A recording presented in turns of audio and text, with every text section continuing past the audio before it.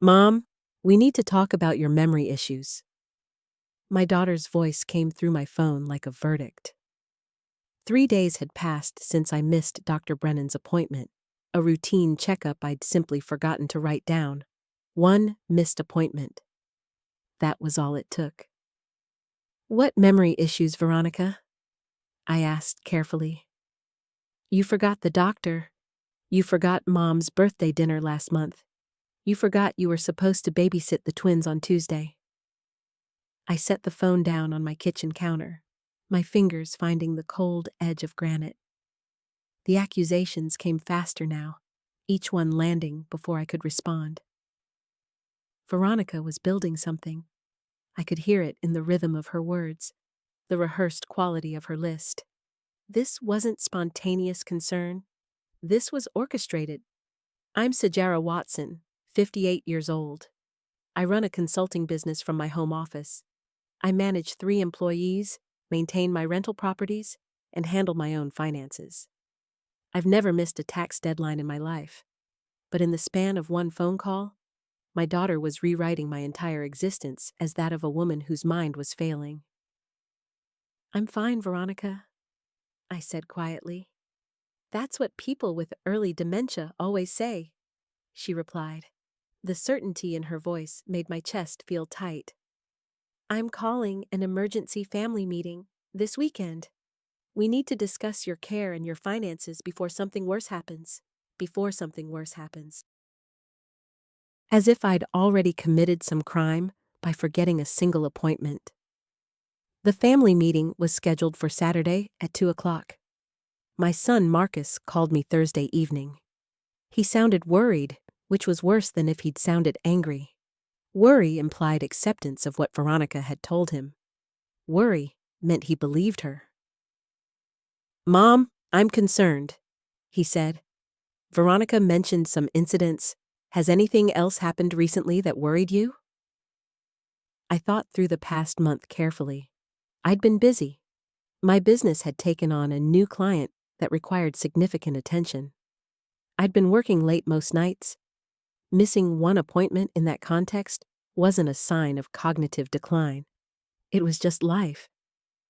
But I couldn't say that to Marcus without sounding defensive, and defensive people, I knew, were often seen as people who were hiding something.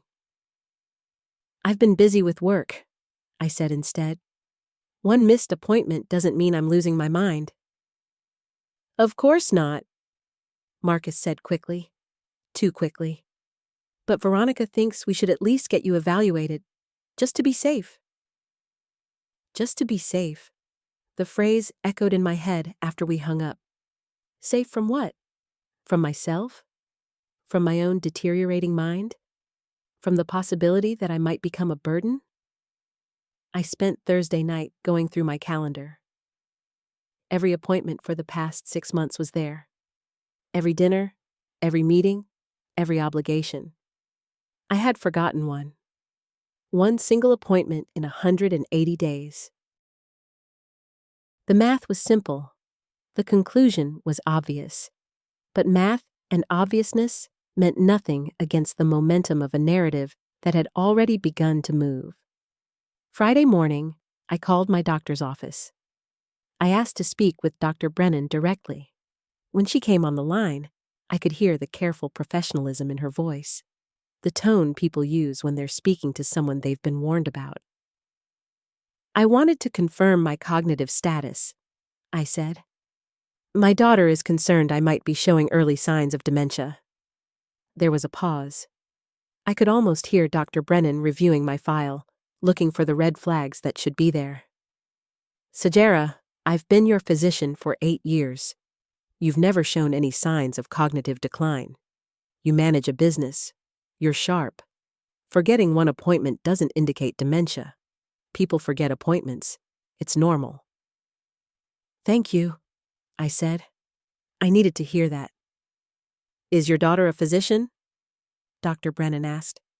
She's a nurse practitioner at a psychiatric facility. There was another pause. I could sense Dr. Brennan calculating something.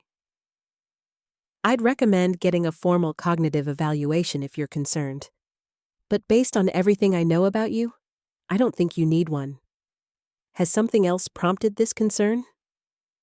I explained the situation. The missed appointment. The family meeting scheduled for tomorrow.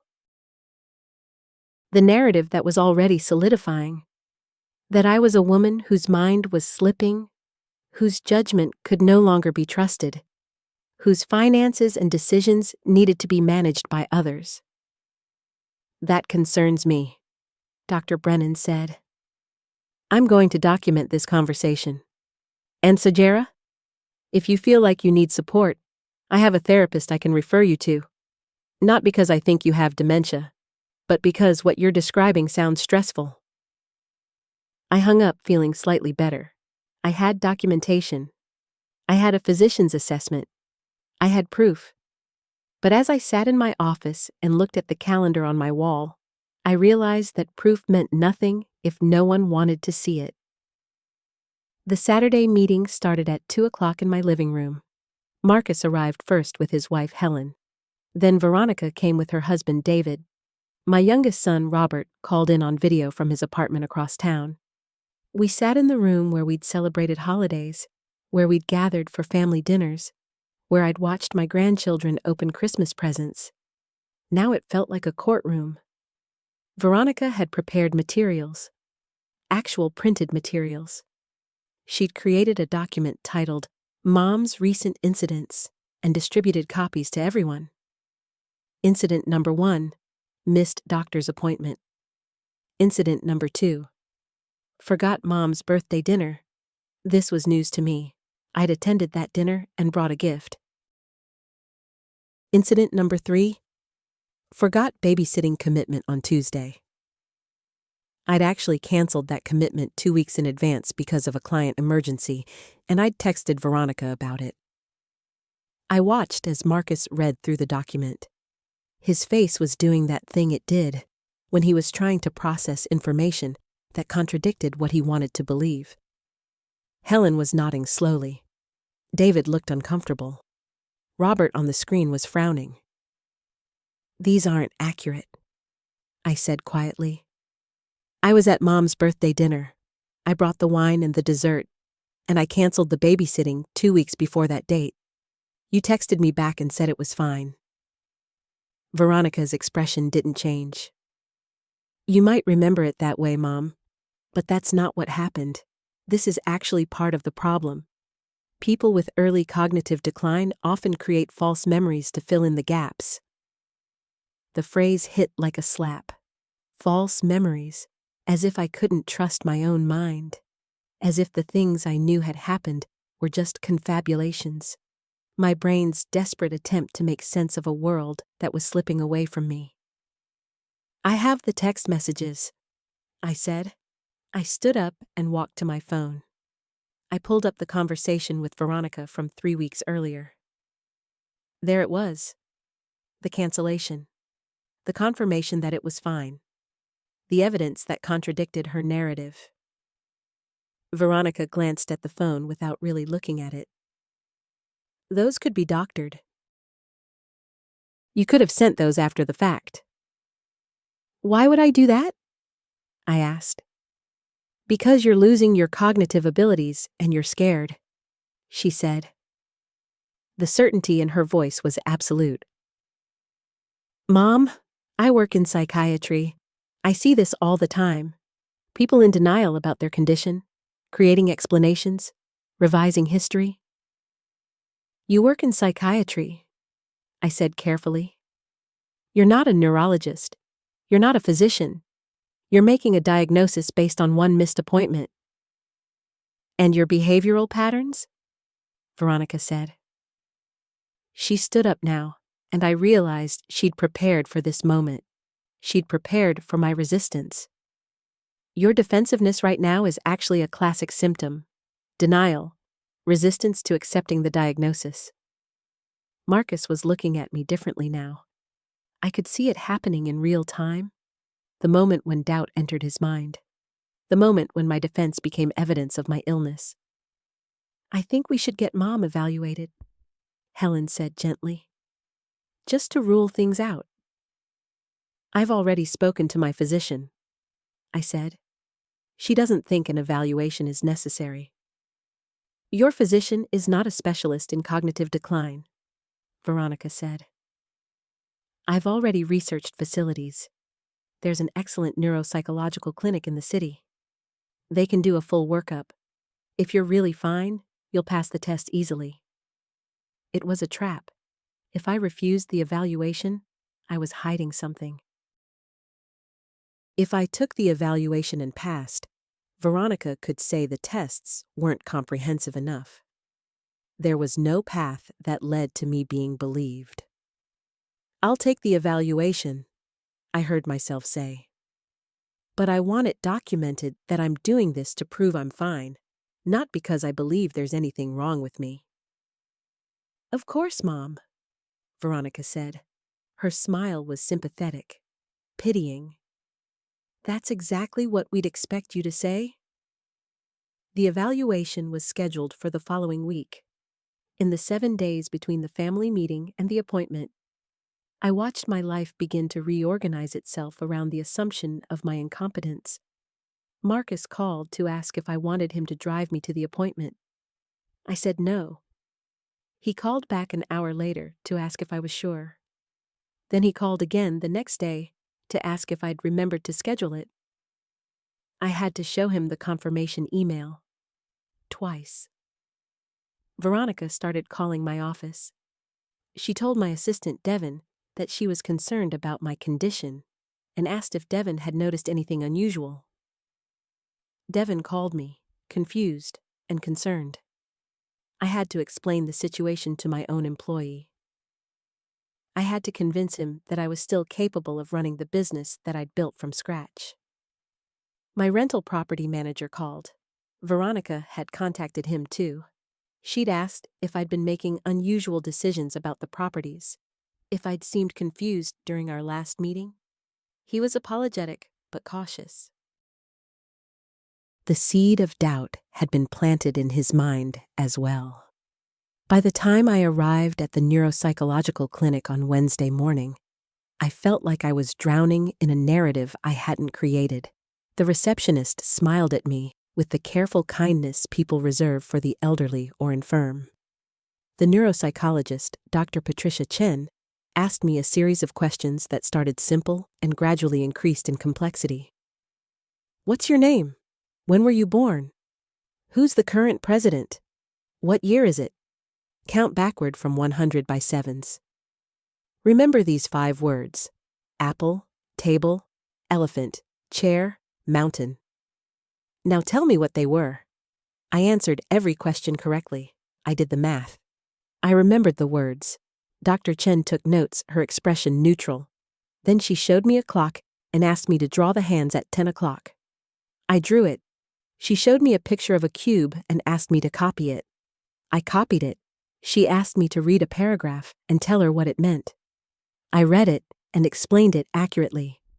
For 2 hours, I proved that my mind was intact, that I was capable, that I was not the person Veronica had described. When it was over, Dr. Chen walked me to her office. She had the results already compiled. She printed them out and handed them to me. Your cognitive function is completely normal, she said. In fact, your scores are above average for your age group. You show no signs of cognitive decline, dementia, or any neurological condition. Your memory is excellent. Your processing speed is excellent. Your executive function is excellent.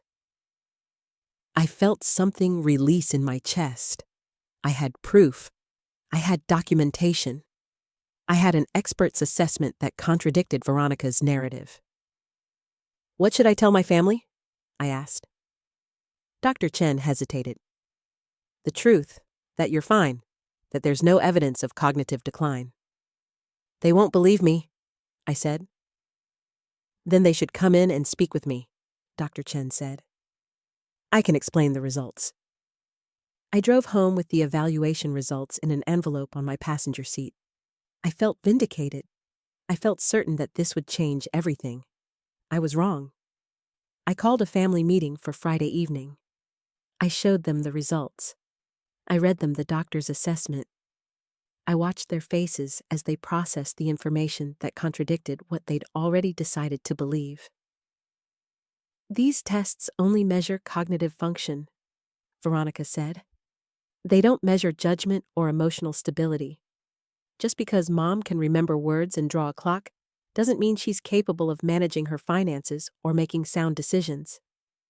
She scored above average, Marcus said slowly. That means her cognitive function is excellent. Cognitive function isn't the only thing that matters, Veronica said. There are other factors: behavioral changes, judgment issues, the fact that she forgot an appointment in the first place. Everyone forgets appointments, Helen said quietly. I forgot 3 last month. But you're not showing other signs of decline, Veronica said. Mom is. What signs?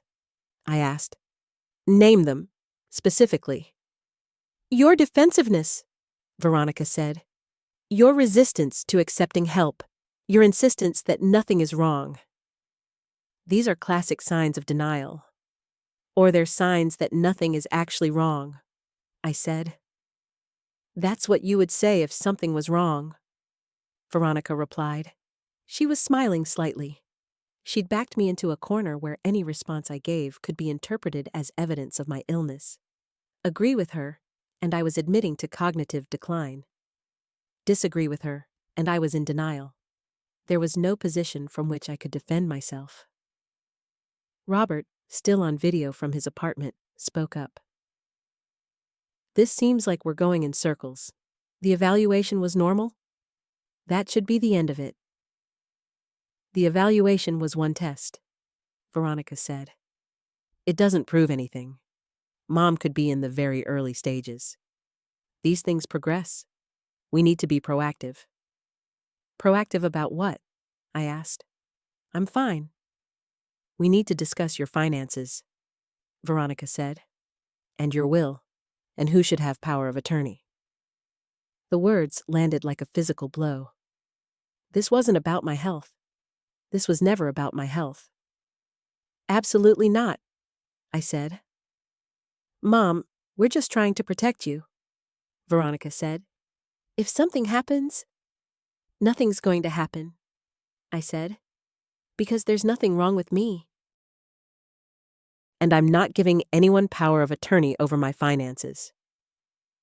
You're being irrational, Veronica said. This is exactly the kind of resistance we need to be concerned about. Marcus stood up. I think we should all take a step back. The evaluation was normal. Sagara's right. There's nothing wrong with her. Let's just move on. We can't just move on, Veronica said. We have a responsibility to Mom. A responsibility to do what? I asked. To take control of my life based on a false diagnosis? To treat me like I'm incapable when I'm perfectly capable? You forgot one appointment, Veronica said. One. And you're acting like I'm trying to steal from you. Aren't you? I asked. The room went silent. I'd said the thing that everyone was thinking, but no one was saying. That's a horrible thing to suggest, Veronica said. Her voice had changed. It was colder now. The mask of concern had slipped slightly, revealing something else underneath. Is it? I asked. You show up with a diagnosis I don't have? You present evidence that's either false or misconstrued. You get everyone to doubt my competence, and then you want control of my finances. What exactly am I supposed to think? I'm trying to help you, Veronica said. No, I said. You're trying to control me, and you're using my family to do it. David put his hand on Veronica's arm. Helen was looking away. Marcus was staring at me with an expression I couldn't quite read. I think I should leave, Veronica said. She stood up. I came here out of concern for my mother's health, and I'm being accused of trying to steal from her. That's the kind of paranoid thinking that actually does suggest cognitive issues. Don't do that, I said. Don't take my legitimate questions and reframe them as symptoms of illness. That's manipulation. It's not manipulation to be concerned about your health, Veronica said. She was moving toward the door now. David followed her. It is when the concern is manufactured, I said. When you're using a false diagnosis as a way to gain control. That's not love. That's exploitation. After they left, Marcus and Helen stayed. We sat in the living room in uncomfortable silence. Do you really think she was trying to take control of your finances? Marcus asked. I think she was testing the waters, I said. I think she was seeing how easy it would be to convince you all that I'm incompetent. And I think, if I'd been less resistant, if I'd been more willing to accept her narrative, she would have pushed for power of attorney. That's a serious accusation, Helen said gently. It is, I agreed. But it's true. Marcus was quiet for a long time. I believe you. I'm sorry we didn't from the beginning. But the damage was already done. The narrative had spread. My employees knew that my family had questioned my competence. My doctor knew. My property manager knew. The neuropsychological clinic knew. I was the woman whose mind was supposedly failing, whose family had intervened, who'd had to take tests to prove she was fine. Over the next few weeks, I began to understand the full scope of what Veronica had done. She'd called my business clients. She'd told them she was concerned about my ability to manage their accounts and suggested they might want to find alternative representation. 2 of my 3 clients left. She'd contacted my property manager and suggested that he should handle all decisions regarding the properties without consulting me. He started making changes without asking my opinion. She'd created a narrative so compelling, so well documented, so carefully constructed that even though it was false, it had taken on a life of its own. I hired a lawyer. I documented everything. I created a timeline of events. I gathered the text messages, the emails, the phone records that proved Veronica's accusations were false. I consulted with Dr. Chen about whether I had grounds for a defamation suit. Technically, yes, she said. But it would be difficult to prove damages, and it might be expensive. She's trying to destroy my reputation, I said. I know, Dr. Chen said. I'm sorry. These situations are complicated. Family situations especially. I called a meeting with Marcus, Helen, and Robert. I presented them with the evidence. I showed them the timeline. I explained what Veronica had done, not just to me, but to my business, my reputation, my relationships. This is serious, Marcus said. He looked at the documents I'd compiled, his expression growing darker as he read. It is, I said. And I need to know if you're going to support me, or if you're going to continue to believe her narrative. Of course we support you, Helen said immediately. I'm sorry we ever doubted you. Robert nodded from his video screen. What do you want to do? I want to file a lawsuit, I said. I want to make it clear that what she did was wrong, that you can't just decide someone has dementia because they forgot an appointment, that you can't use a false diagnosis as a weapon. We'll support you, Marcus said. Whatever you need. The lawsuit took months to prepare. My lawyer, Catherine Morrison, was thorough and precise. She gathered evidence, she interviewed witnesses, she documented the damage to my business and my reputation. She built a case that was nearly airtight. But before we could file, Veronica's lawyer contacted us. He offered a settlement. A significant settlement. The kind of settlement that suggested Veronica and David knew they didn't have a defensible position. Catherine called me into her office. They're offering $150,000 and a written statement acknowledging that the accusations were false.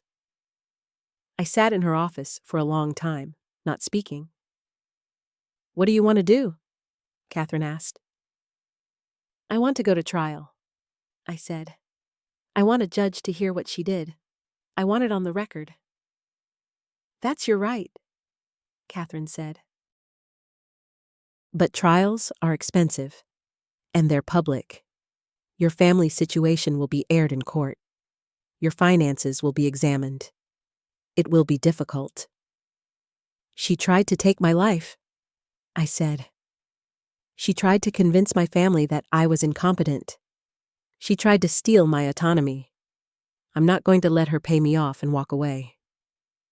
Catherine nodded. Okay, we go to trial. The trial lasted 3 days. The courtroom was small and formal. Veronica sat at the defendant's table with her lawyer. I sat at the plaintiff's table with Catherine. Marcus and Helen sat behind me in the gallery. Robert attended via video link. Catherine presented the evidence methodically. She showed the timeline. She presented the text messages and emails. She called Dr. Chen as a witness, and Dr. Chen testified that my cognitive function was completely normal and that the accusations were without medical basis. She called my property manager, who testified that Veronica had contacted him and suggested he make decisions without consulting me.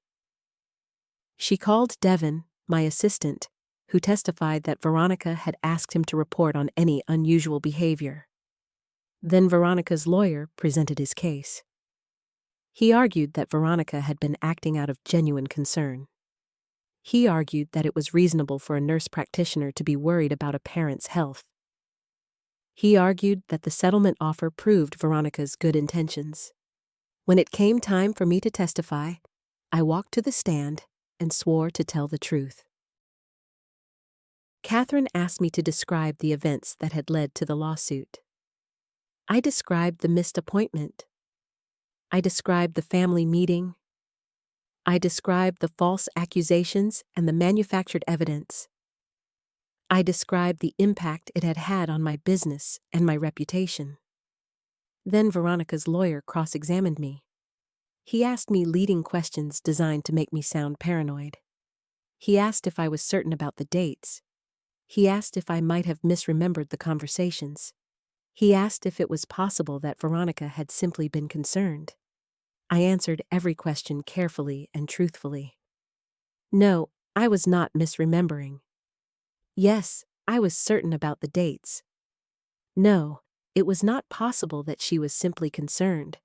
The evidence showed a deliberate campaign to undermine my credibility. When the trial ended, the judge took 2 days to deliberate. Then she issued her ruling. The judge found in my favor. She ruled that Veronica had engaged in a deliberate campaign to damage my reputation and undermine my autonomy. She ordered Veronica to pay me $200,000 in damages, more than her lawyer had offered in the settlement. She ordered Veronica to issue a public written statement acknowledging that the accusations of dementia were false and that she had acted with malice. I stood in the courtroom as the judge read her decision, and I felt something shift inside me.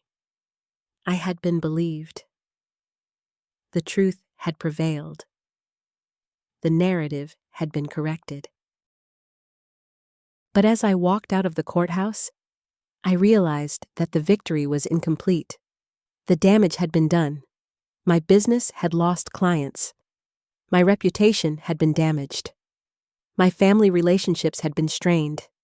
No amount of money could fully repair those things. In the weeks following the trial, I worked to rebuild my business. I reached out to the clients I'd lost. I explained what had happened. Some came back, some didn't. I hired a new assistant to replace Devin, who decided to move on to another job. I worked to rebuild my reputation with my property manager. But the most difficult work was rebuilding my family relationships. Marcus and Helen apologized repeatedly. Robert said he'd never doubted me, though I knew that wasn't entirely true. But Veronica disappeared from my life almost entirely. She didn't return my calls. She didn't come to family gatherings. She moved forward as if the trial had never happened. as if she hadn't been publicly declared to have acted with malice, as if the judge's decision had no weight in her mind. I realized something important during this time. The trial had been about proving that I was right and Veronica was wrong. But what I really needed was to understand why she'd done it. What had prompted her to construct such an elaborate false narrative? What had she been afraid of? What had she wanted? I never got a direct answer to those questions. But over time, I began to piece things together. Veronica had been struggling financially. Her marriage to David had been deteriorating. She'd been working in a psychiatric facility where she was surrounded by stories of cognitive decline and family conflict. And I had something she didn't have: financial security, independence, autonomy. The false diagnosis of dementia hadn't been about my health. It had been about control. It had been about trying to take something from me that she felt she lacked in her own life. Understanding that didn't make the betrayal hurt less, but it made it comprehensible. It made it possible to move forward. A year after the trial, I was sitting in my office on a Tuesday morning when I received an email from Veronica. The subject line read, "I'm sorry." I didn't open it immediately. I sat and stared at it for several minutes, trying to decide if I wanted to read what she had written. When I finally opened it, I found a long message in which Veronica apologized for what she'd done. She said she'd been in therapy and had come to understand her own motivations. She said she was sorry for trying to undermine me. She said she understood if I couldn't forgive her, but she wanted me to know that she recognized the harm she'd caused. I read the email 3 times. I didn't respond immediately. I thought about it for days. Eventually, I wrote back. I told her that I appreciated her apology, but that I wasn't ready to rebuild our relationship. I told her that trust, once broken so deliberately, takes a very long time to repair. I told her that I hoped she would continue her therapy and that I hoped she would find a way to build a better life for herself. I didn't tell her that I forgave her.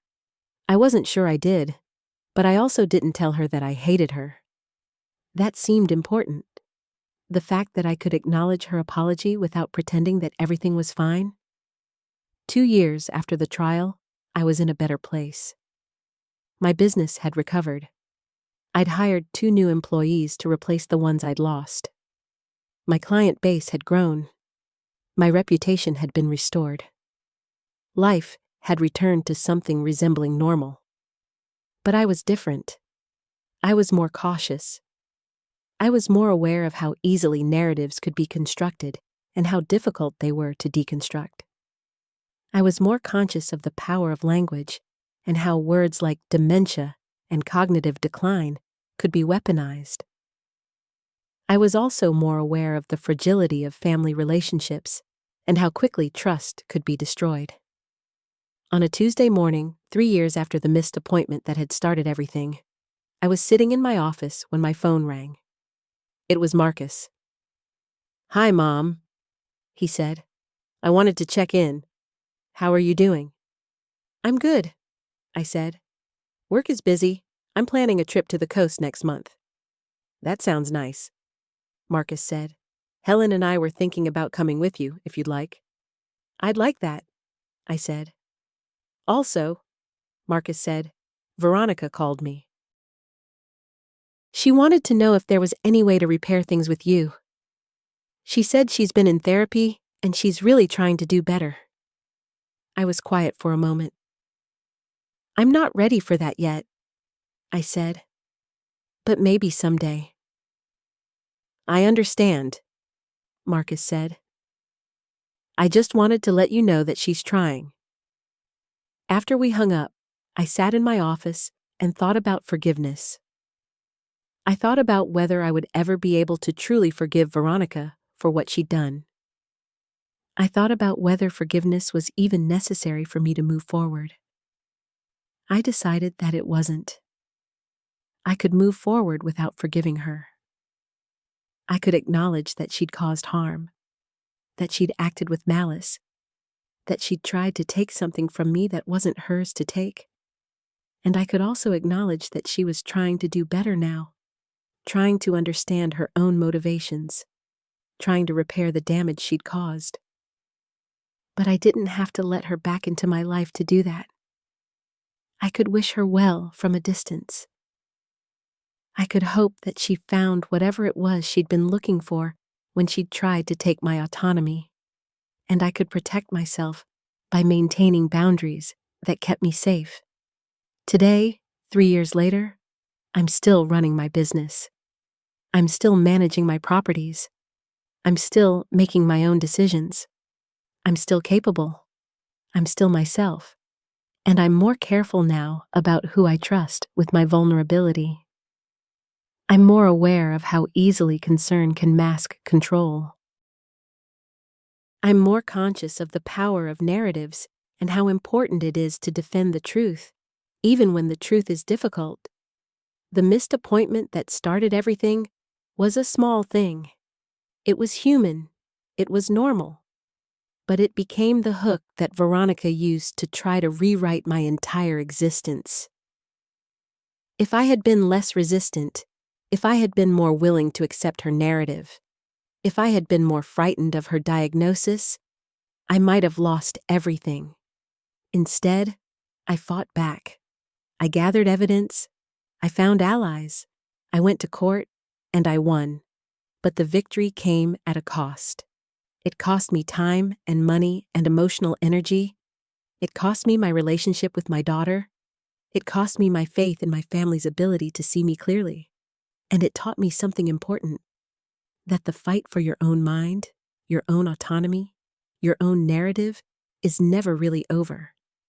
There will always be people who want to rewrite your story. There will always be people who want to control you under the guise of helping you. The only defense is to know yourself so clearly, to trust yourself so completely, that no one else's narrative can override your own truth. If you're facing a similar situation, if someone in your family is trying to rewrite your narrative or undermine your autonomy, speak up, gather evidence, find allies. Don't let concern disguise itself as control. Your mind is yours. Your life is yours. Protect it fiercely.